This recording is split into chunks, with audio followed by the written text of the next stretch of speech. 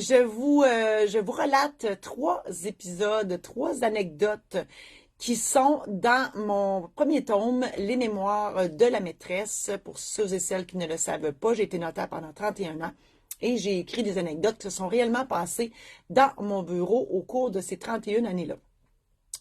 J'ai choisi aujourd'hui 3 histoires pour montrer que chaque personne est unique. Mais ça fait une belle diversité dans un bureau de notaire. Alors, je vous relate ces 3 histoires-là parce que ça me fait rire. Et là, vous devez savoir que ces histoires-là ont été écrites en 2015. OK? Toujours 2015, édité et publié en 2016. L'histoire, ça prend toutes sortes de monde pour faire un monde. Puis il y en a qui ne sont pas du monde. Ça me j'ai des images. Dans mon métier, je rencontre plein de gens. En voici quelques exemples. Un gars aux cheveux longs entremêlés, moustache et barbe jaunie par la cigarette de même que ses doigts, qui sent la marijuana à plein nez à 8 heures un samedi matin, alors qu'il vient signer son achat de maison. Tout un contraste avec les petites mères qui m'embrassent sur les joues à leur départ de mon bureau ou qui me donnent un cadeau en guise d'appréciation de mon travail.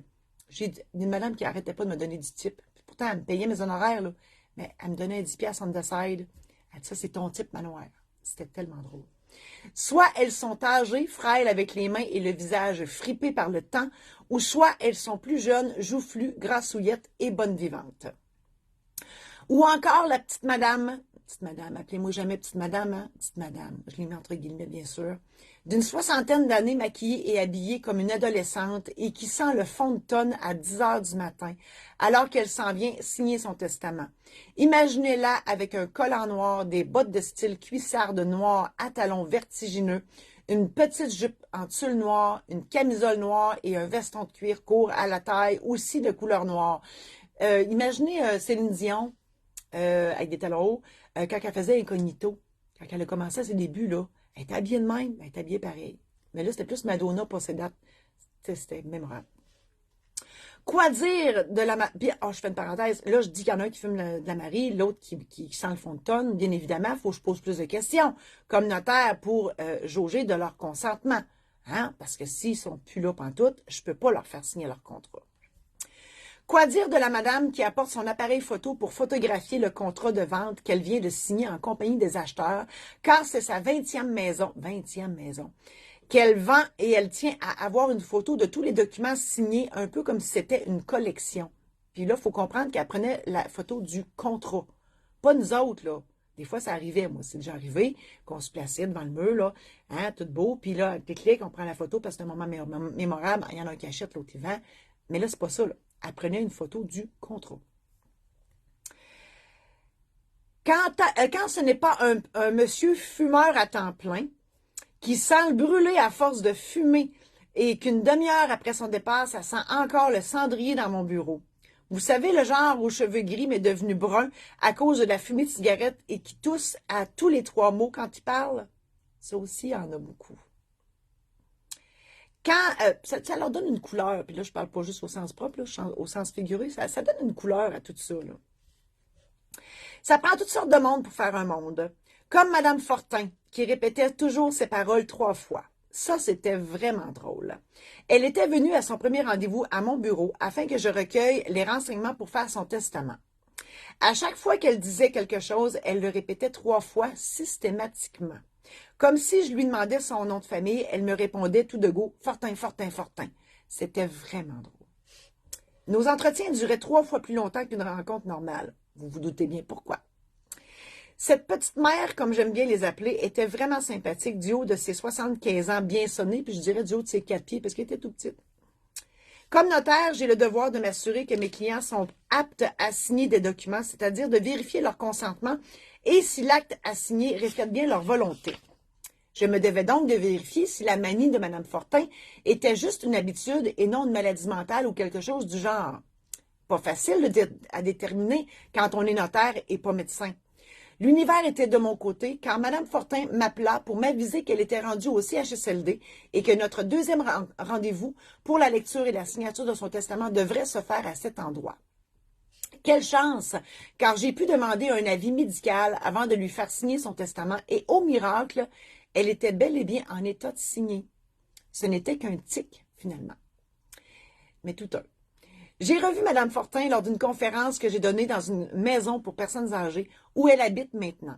J'ai pu constater qu'elle a toujours cette fameuse habitude et que personne ne s'en formalise. Je suis quand même encore curieuse de connaître la raison pour laquelle elle répète tout ainsi. Est-ce dû à un choc, un AVC, un accident ou simplement par nervosité? Je ne le saurai probablement jamais.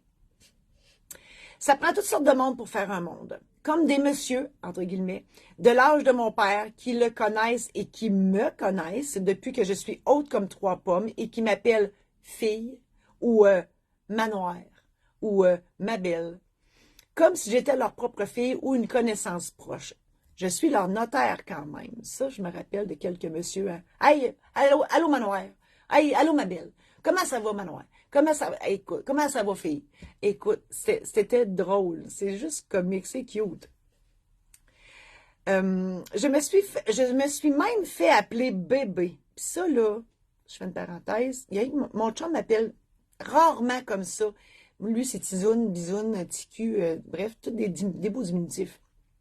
Curieusement, lui, ça me dérange pas. Tous mes autres chums d'avant, jamais, au grand jamais, j'aurais accepté de me faire appeler par ces diminutifs-là. Puis là, c'est un client. Ouais, je me suis même fait appeler bébé par un gars de mon âge qui se croyait tout permis et que j'ai ramené à l'ordre en lui disant « Moi, c'est Maître Saint-Laurent. » OK, je l'avoue. J'utilise le terme maître comme une arme fatale, mais en cas de besoin ultime seulement. Hein, vous le savez, ceux qui m'écoutent depuis longtemps, maître, je trouve ça trop prétentieux, incapable d'utiliser ce terme-là. C'est pour ça que mes livres s'appellent La maîtresse, féminin de maître, petite blague en passant. Si ma mémoire est bonne, ce gars-là, il venait de se séparer. Puis, tu sais, il était mal pris. Puis bon, l'autre paragraphe aussi, c'est assez mémorable. Ça prend toutes sortes de monde pour faire un monde, comme les hommes désespérés qui me demandent carrément en mariage à genoux dans mon bureau. C'est arrivé à quelques reprises. Ou qui m'offrent un voyage dans le sud avec eux. Celui qui m'a appelé bébé, là, il m'avait invité à m'en aller dans le sud avec. De même sur le fly-by. Je te paye tout, viens avec moi. C'est cela.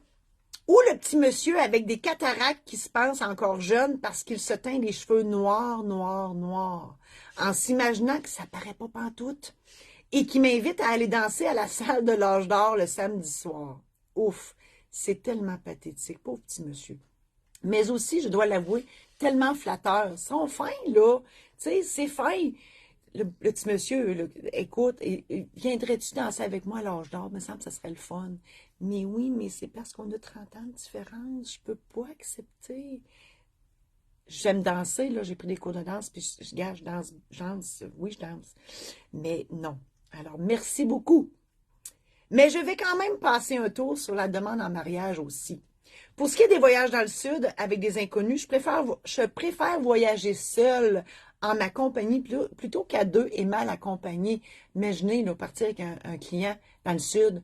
Hey, non, ça serait pas chic. Je suis sûre que non, ça n'aurait pas été beau, là. C'est clair. Enfin, pour la danse, j'adore ça, mais je suis encore trop jeune pour sortir avec un gentil monsieur aux yeux fatigués et à la chevelure pas claire. Quand j'analyse toutes ces invitations faites sans gêne par les hommes, on ne peut plus mal pris, entre guillemets, je me demande comment ceux-ci peuvent penser que je pourrais dire oui à ce genre de truc. Ça me dépasse complètement, et pas pour les raisons que vous pensez. Je vous dis ça sans prétention, là. Je veux simplement dire que pour nous, les femmes, c'est plus difficile d'aborder un homme de la sorte. Faisant partie de la gente féminine, oui, parce que je cherche encore mon kit de sein, même si j'ai des couilles imaginaires, puis des fois une prostate parce que je vais pisser. Moi, ce matin, là, je dois avoir été pissée 5 fois, même plus 6 ou 7 fois, là, j'ai une prostate imaginaire. Je vous confirme qu'avant d'approcher un homme à notre goût, on va se questionner 1 million de fois, à savoir si nous sommes assez bien pour lui, si on est son genre, et ce, avant même de penser à aller lui parler. C'est clair, à moins d'être chaud d'ail, là, puis je parle pas de moi, d'aller aborder un gars, là, mon Dieu, qu'on va s'en poser des questions, nous autres, les filles, hein. Ça n'a pas de bon sens. Alors que pour les hommes, l'important, c'est de poser la question, et si elle dit non, il passe tout simplement à un autre appel assez rapidement. C'est bien fait quand même, ces petites bêtes-là. Pas susceptibles pour Saint-Saëns. C'est vrai, elles sont pas susceptibles, mais autres, comme, on va aller en voir un autre, c'est tout. La morale juridique de cette histoire, le travail du notaire est de mettre par écrit les volontés des gens, et ce, sans porter de jugement et en s'assurant de leurs facultés. Bon, là, vous allez me dire, elle juge beaucoup. Je décris les choses, OK? Puis c'est par pure gentillesse, là. On s'entend.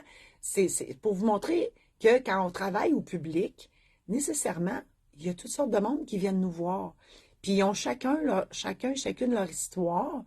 Puis nous, on les accueille, puis, tu sais, veut pas, c'est sûr qu'on porte, OK, on va le dire, on porte des jugements, mais moi, je pense plus que c'est des constatations, parce qu'il n'y a il y a rien de méchant là-dedans. La morale philosophique de cette histoire, ça prend toutes sortes de monde pour faire un monde, puis je rajoute, il y en a qui ne sont pas du monde. Alors voilà, c'était mes anecdotes pour montrer à quel point toute personne est unique, toute personne a son charme. Puis moi, c'est un côté, ben, j'ai toffé pendant 31 ans comme notaire, pas pour rien, j'aime le monde. Et c'est tout du beau monde, là, ils ont toutes leurs particularités, leur couleur, leur image. J'aime le monde, comme je vous aime, mes amis Facebook qui sont là. Merci infiniment d'avoir regardé cette chronique. Si vous l'avez aimée, vous pouvez la partager à vos amis. Je vous invite à le faire.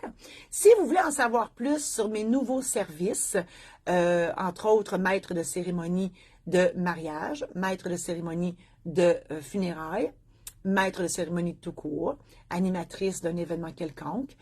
J'écris des biographies, d'autres ouvrages aussi, des guides. Je vais lancer la semaine prochaine un guide sur la prévention du suicide. Peu importe l'ouvrage que vous voulez éditer, je l'édite et je peux même faire le lancement, animer le lancement de cet ouvrage. Je fais aussi j'offre des programmes en ligne de mon ancienne vie de notaire. Qu'est-ce que je fais à part de ça? Il y a des petites choses, là. Chaque matin, moi, je publie un petit mot drôle. J'avais commencé ça dans la pandémie parce que je me disais, qu'est-ce que je ferais, moi, pour rendre les gens, en tout cas, faire sourire les gens durant la pandémie. Et j'ai commencé ça et je n'ai jamais arrêté depuis. Donc, à chaque jour, je me fais un devoir de publier un mot drôle. Et ces mots-là, j'ai décidé d'en faire un produit que vous pouvez acheter. Entre autres, si vous avez une salle d'attente, hein, des fois, les gens, ils pognent les nerfs dans les salles d'attente parce que ça prend trop de temps, puis vous autres, ben, vous êtes occupés à donner un soin à une autre personne parce que vous préoccupez de vos clients, vous prenez tout le temps nécessaire, puis là, ben, celui ou celle qui attend dans la salle d'attente pogne les nerfs. Moi, je vous offre ces cartes sourires-là que vous pouvez mettre dans un cadre numérique ou dans l'écran, parce que beaucoup, comme les dentistes, vous avez déjà l'écran privé à cet effet. Vous pouvez mettre ça là et ça désamorce un paquet de frustration qui pourrait arriver avec l'impatience. Je sais, j'en sais quelque chose. Donc, les gens, ils lisent, tu sais, ça passe là, sur l'écran. Ils lisent ça, puis vous pouvez pas faire, tu sais, le monde ne peut pas faire plus que sourire. Donc, ça fait passer le temps, puis ça rend les gens heureux. Voilà. Alors, c'est une chose que vous pouvez vous procurer. Et toujours sur l'onglet boutique, sur le marie-josée-saint-laurent.com, vous pouvez vous procurer mes livres, entre autres, les mémoires de la maîtresse, tome 1, la maîtresse récidive, tome 2, et les secrets de la maîtresse, tome 3. Il y en a plein d'autres sur l'onglet boutique. Alors voilà, merci infiniment d'avoir été là. Je vous dis à la semaine prochaine.